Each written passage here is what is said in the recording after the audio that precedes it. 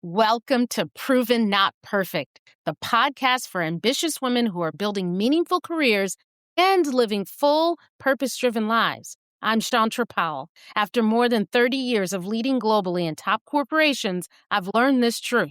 Real success isn't about perfection. It's about progress, purpose, and showing up whole.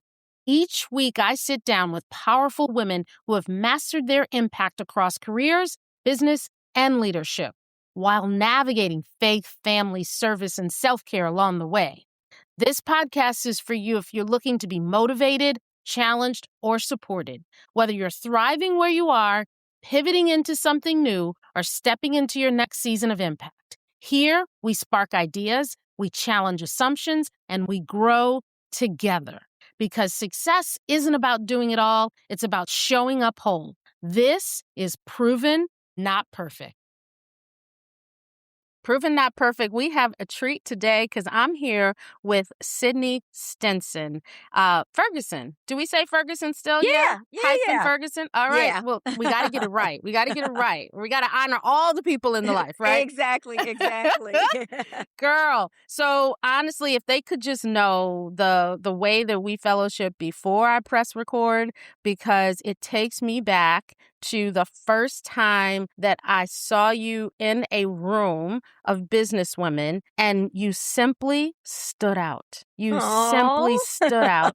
And the reason that I want to start there is because I would unpack a little bit more that it wasn't just necessarily your style, the visible style that you would see with the external effects of clearly the way you put the outfit together is with intention, right? I later learned that that was because it was your job, but it was also your gift, right?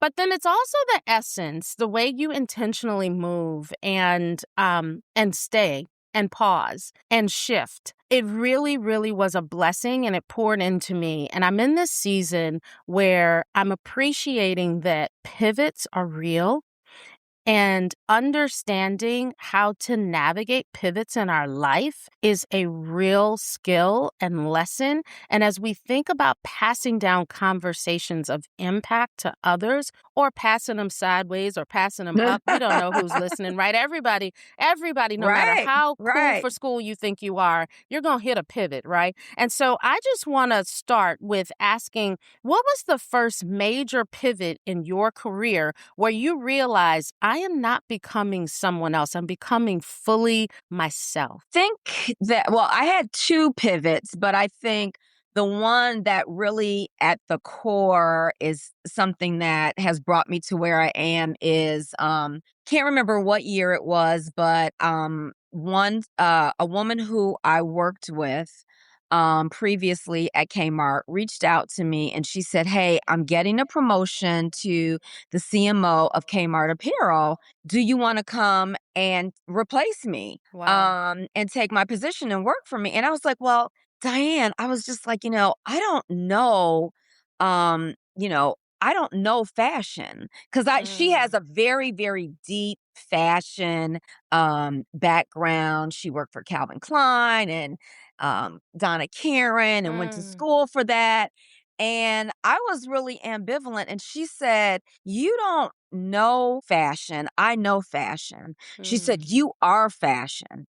And she said, Wow. "I need someone to come in and lead the team and to navigate them through like all of this complex organization because Sears Kmart was a very, very Yeah. complex organization." And so I was like, wow, like somebody who really believes in me in that way. And I have always, since I was born, have had a passion for fashion. And so for her to believe in me like that, I was like, wow. And I Wow. think that that was really when I came into like, this is where I was supposed to be many years ago. I had turned down jobs before in the fashion industry Wow. for multiple reasons.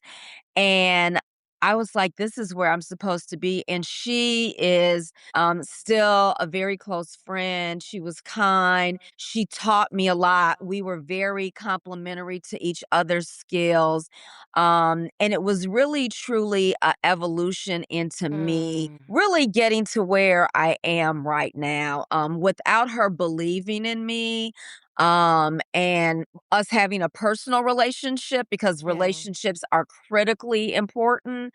I don't know that I would be where I am right now. So it really is for her. You know what? You say something in that story, which I think is really interesting. And I think a lot of us overlook when we talk about pivots.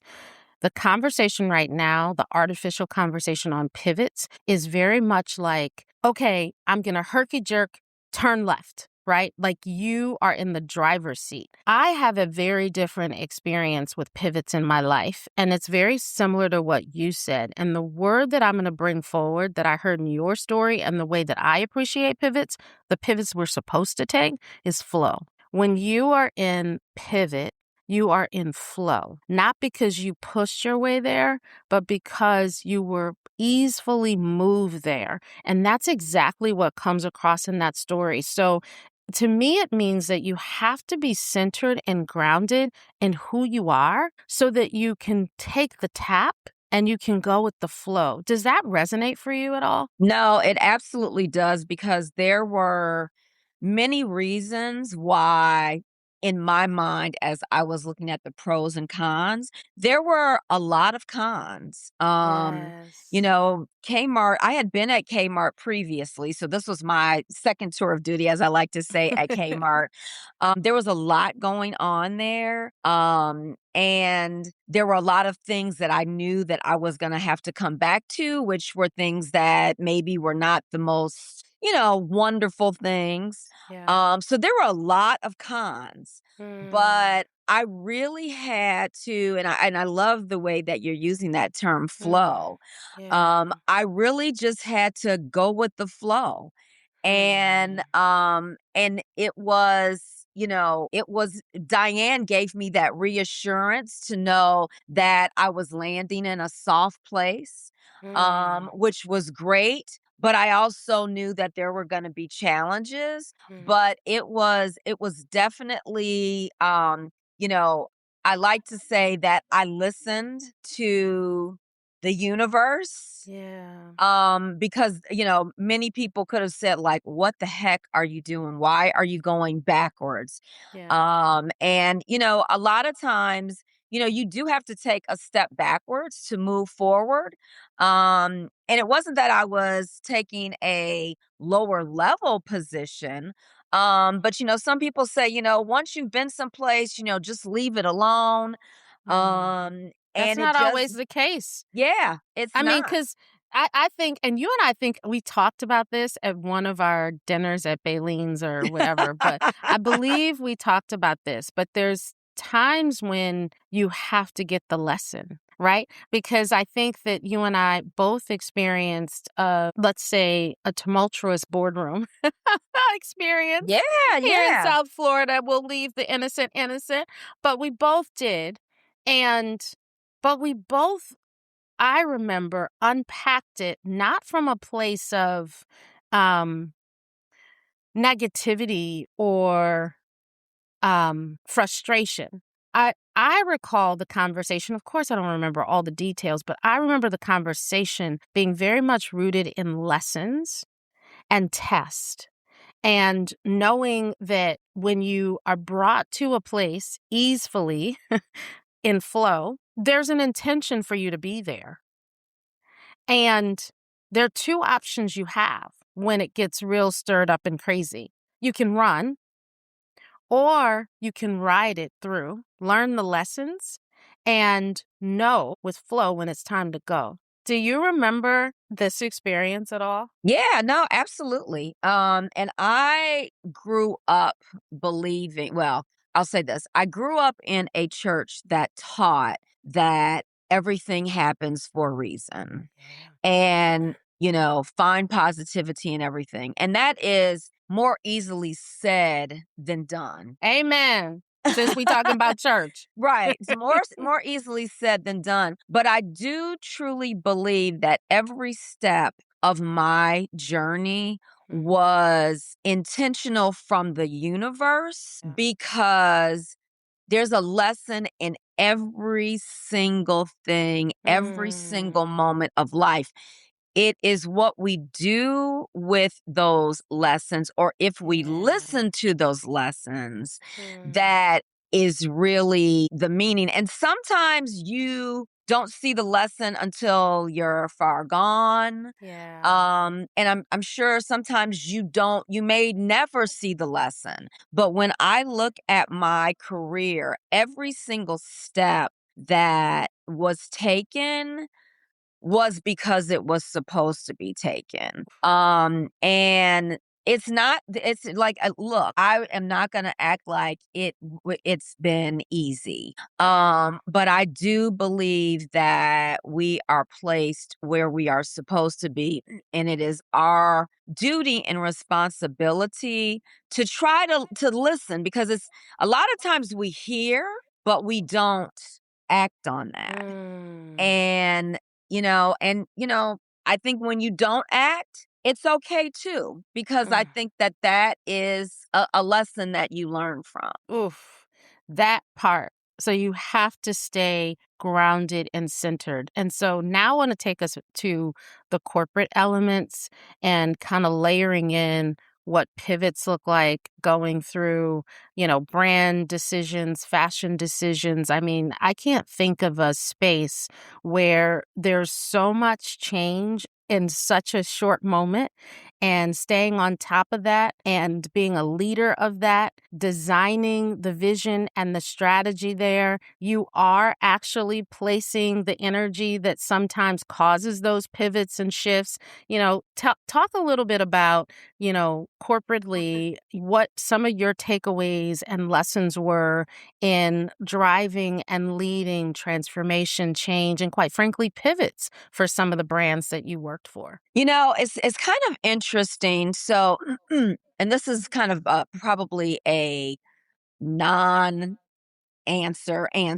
Love it. But the one thing that was very grounding for me my entire career is that I am at the core, a people person. Yes, you are. Um and it was really a struggle to figure out how I maintained being a kind person and also being a leader. Oh, And so there were many times in my career where I had to, really think about and figure out what that looked like. And I read a book by Terry Williams. I don't know if you remember Terry Williams. She was like she is a PR guru. yes. And she She's the wrote. sister with the tight fade. Yes, Oh my yes, God, I have that yes. book. And I read her book,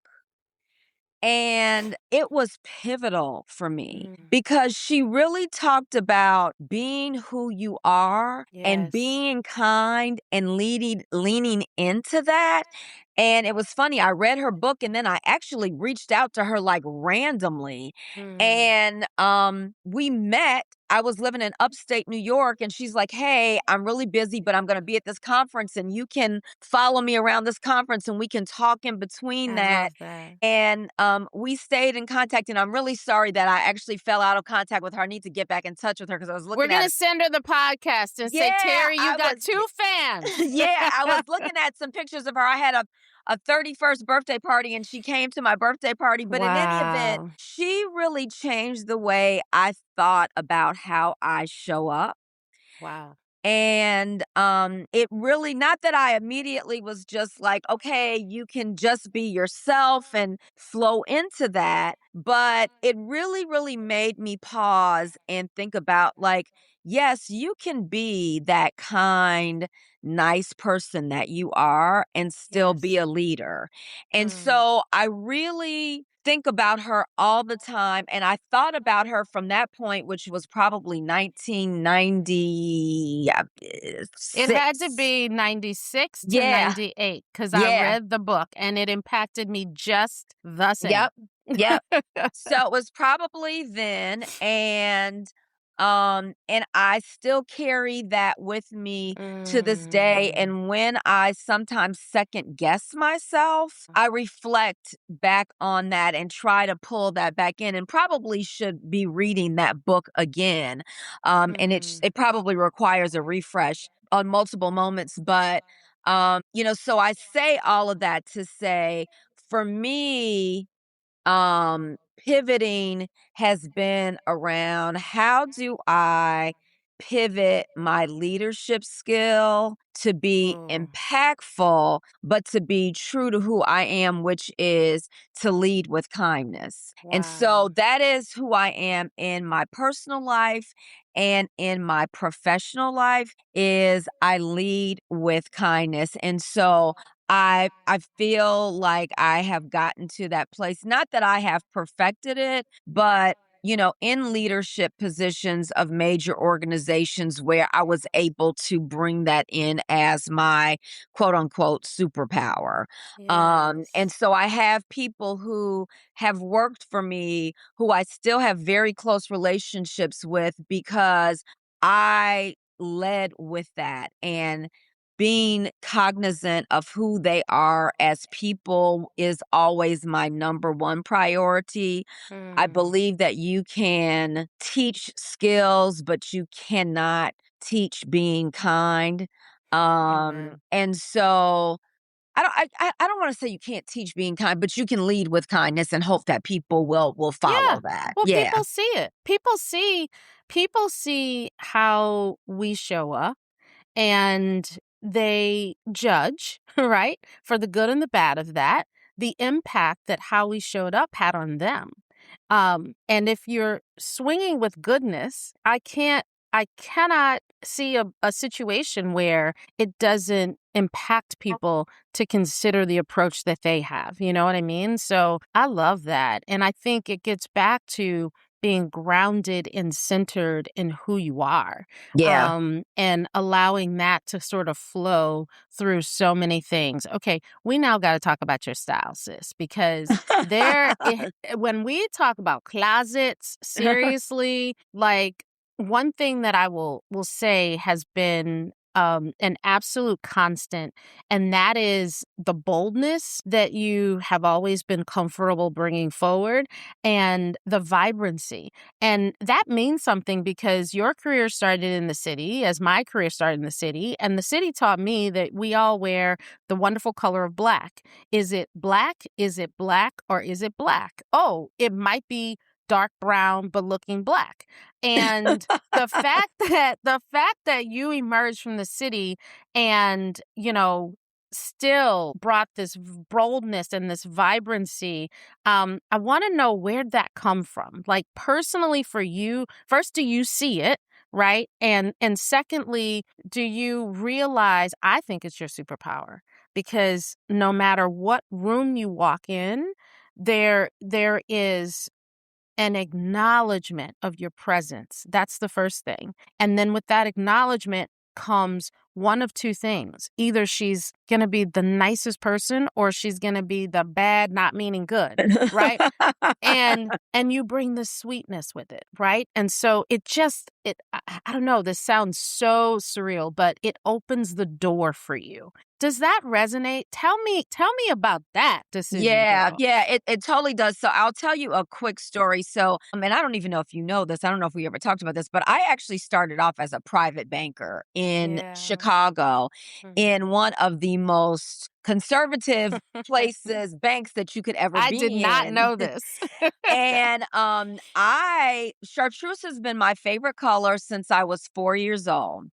And I Mm. was a private banker to high net worth attorneys in Chicago at a bank that is super, super conservative. And I started off wearing the little men's suits with the little ties and all of that.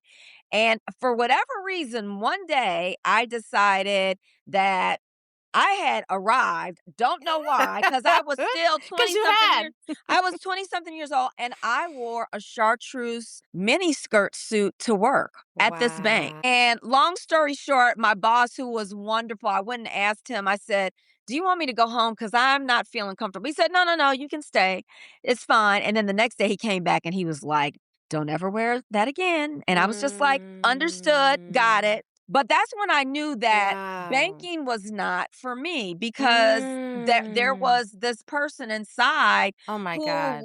was screaming to get out with vibrant color. Oh my god. Um There and- is so much packed. Okay, whoever's listening to this, honestly, there are those moments in Proving Not Perfect where I just have to be like pounding the table. There is so much packed in that. When you realized that to fit in that space required you to not be your truest, highest integrity self, you knew the space wasn't for you. Oh my God. Okay, sorry. so then fast forward to, that's just who I was. And I went literally from that into the liquor industry, like with Now I no remember that. with no experience in it. I mean, it was divine order that put me there. And that's when I started to be able to feel, more like myself. But to go back to your question, what I have found is yes, color is my superpower. It really Yeah. is. And the reason it's my superpower, one of my superpowers is so believe it or not, and I don't know if we ever talked about this, but I am actually an introvert disguised as an extrovert. Yeah. I am very shy. I find socializing sometimes I feel socially awkward even though I push Mm. through it. And so what color has done for me is a couple of things. Well, actually three things I'll say. One is that it opens up conversation that Mm. probably would not happen if I am in black. Mm. It is definitely a conversation starter. And so it makes it easier for me when I am in social settings to have conversation with people. Wow. Especially if I'm going to someplace by myself, which I do a lot. It opens up a conversation. So that is one of the things that it does. The Mhm. other thing that it does is it's kind of a shield for me.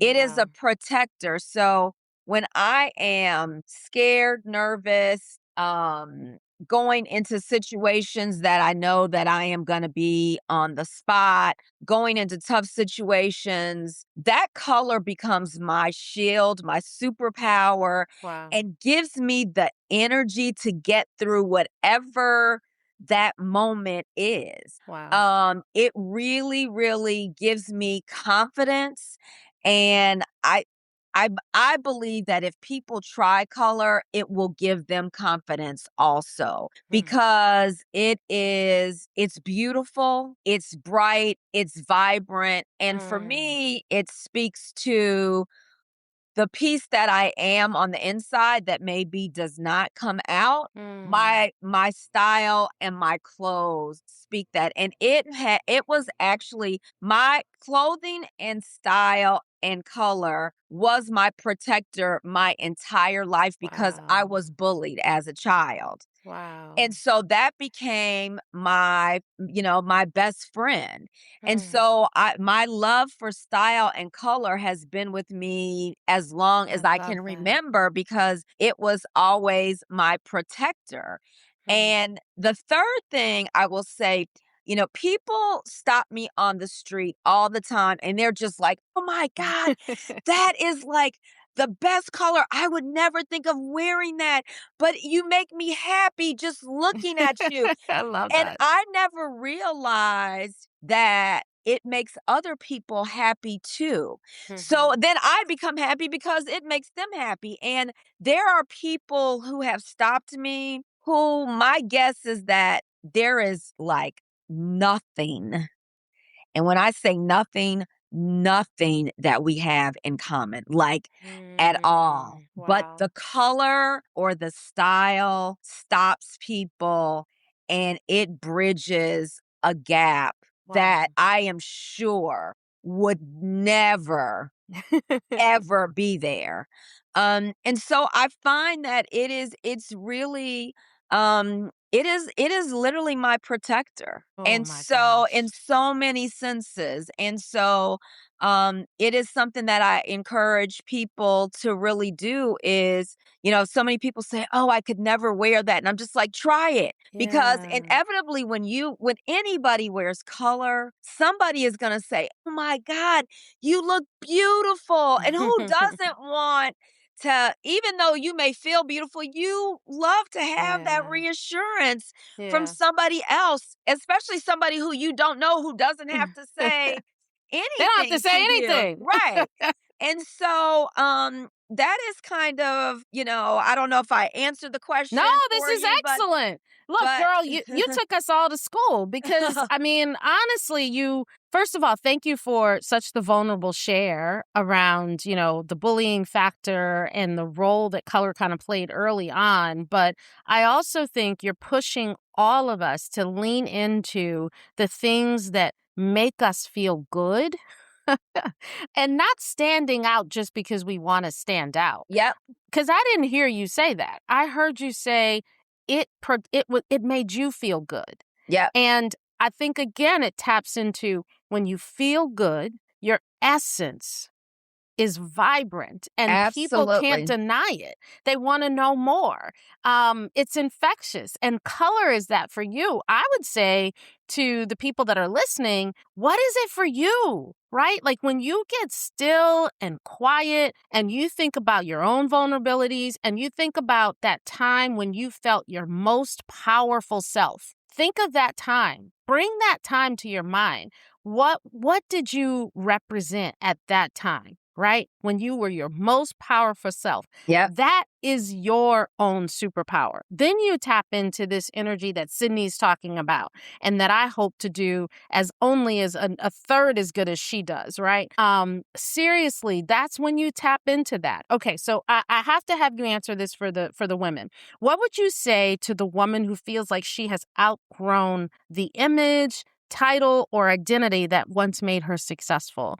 Kind of speaking of a pivot, right? It's almost, what would you yeah. say to her? So the thing that resonates with me the most is Shaka Khan's song, "Do You Love What You Feel?" Mm, And that hearing it is in my mind.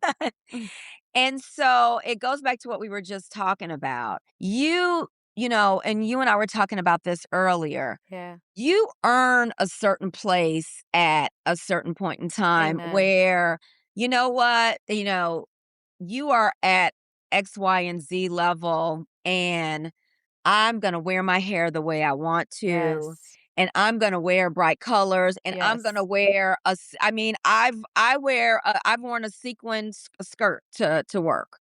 Love that. Um, I wear what I feel. I wear what Mm, makes me feel good, what makes me feel mm, happy, and sometimes that's black, and yes. sometimes it's white. Mhm. Most of the time it's chartreuse, but I love color. It makes me feel confident. Mm, It makes me feel happy. It reminds me of who I am because the reality is a lot of times you may not be able to do all of the things that you want to in whatever environment that you are in.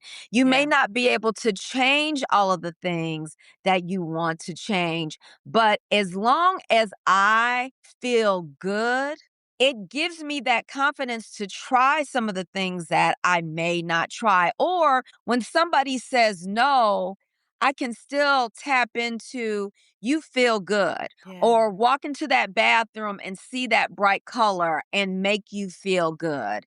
And so Hmm. that's what I really say to people, like you talked about it. We all wore the black. I mean, I was wearing the little suits that looked like men.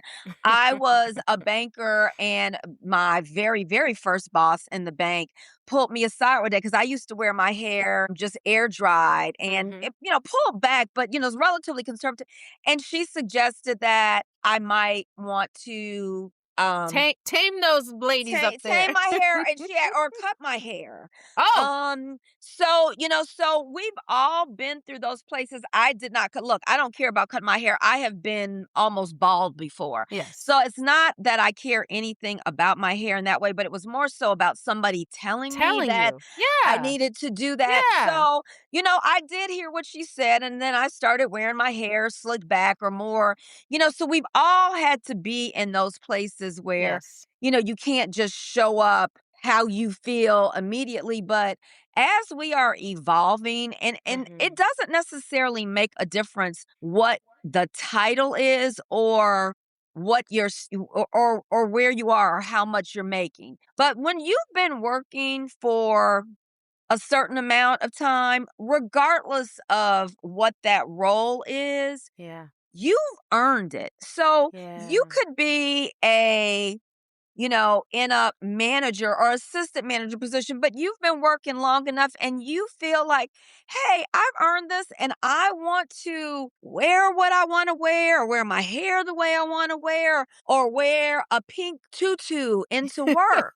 Yes. You've earned it at that point. And, Yeah. you know, people will value you from your years of experience, That's right. regardless of what your title is. That's You've right. earned it. And so that's what I tell people is, stop worrying about, and I have a client that I'm working with who I mean, this woman has done everything. I mean, there's probably many people who aspire to be in the great roles that she's been in, and I am styling her and her styling coach now. And I said to her, "Girl, you have been in the best of boardrooms."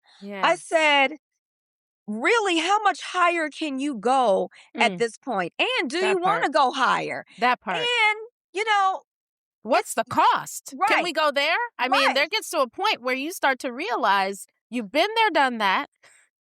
And do you want to keep doing it? And what at what cost? Right. And she has transformed, we're transforming her look.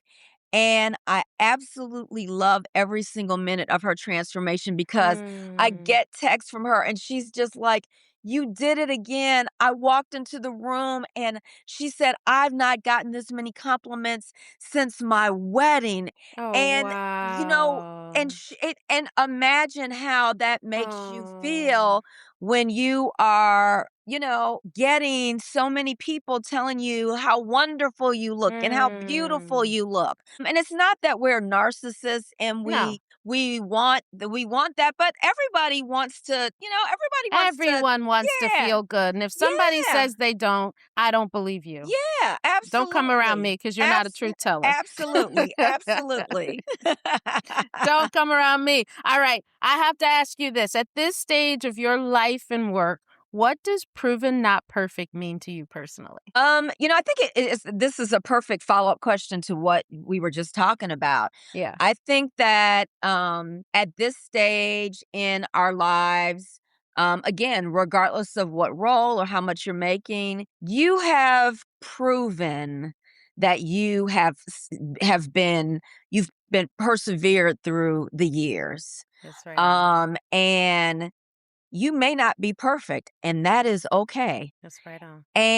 But you have endured, you've persevered, you're here, which is what Mm-hmm. a lot of people, sadly, we see a lot of people that are no longer with us anymore. Yeah. We are here. And so just Mm. that in and of itself gives you the credibility to do Come on what now. you want to do Yeah. in an authentic way. It's about that authenticity, and you've earned it. And look, it may not be perfect to anybody, it may be perfect to you. Yeah. And that is okay. Or you may say, I don't want to be perfect. I Hmm. like I like the flaws. That is Yeah. what gives me the Come character on here. that I have. And so it's about just your history and the Yeah. fact that you are still here that gives you the right Mm, to do, and also gives other people the comfort in knowing that this is somebody who has earned their place yeah. and somebody who I can trust and who Yeah. I can rely upon because they're here. Yeah. And that is one of the most important things, is the authenticity and the credibility that comes with being alive and still being here and in the game, Amen. whatever that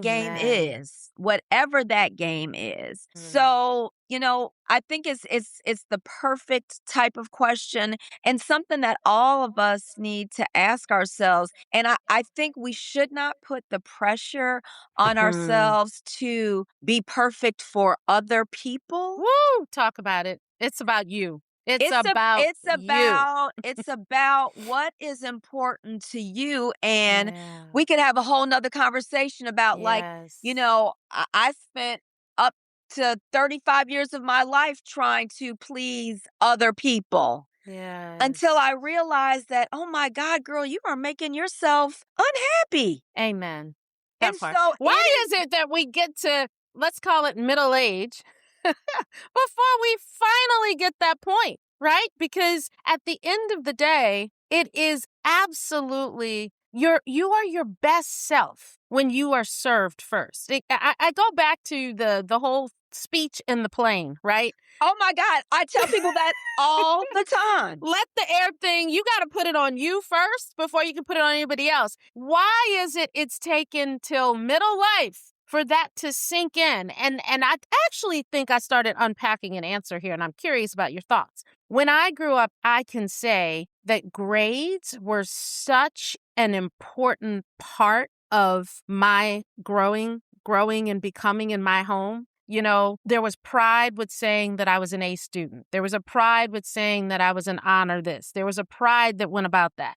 Because there was such an emphasis on education and grades, I think it put me in a place where initially going into my career, I was on this basis of, how do I get the A? How do I get applauded? How do I get the honor roll, the honor society, the blah, blah, blah, blah, blah, right? And I think that that's one of the things, if I could even go back with my own kids and de-emphasize a little bit, I think I would. I know somebody's listening to me, maybe my mama, and she's like, that's a problem that you just said that to the world. But I'm going to tell you, I truly believe that parents, if you would give it a thought, there is a difference between encouraging your child to be their best selves and holding them to a standard that says you must get the top grade and be seen as in the best group, right? Like there's a difference. Now, how might I have done that? I don't know.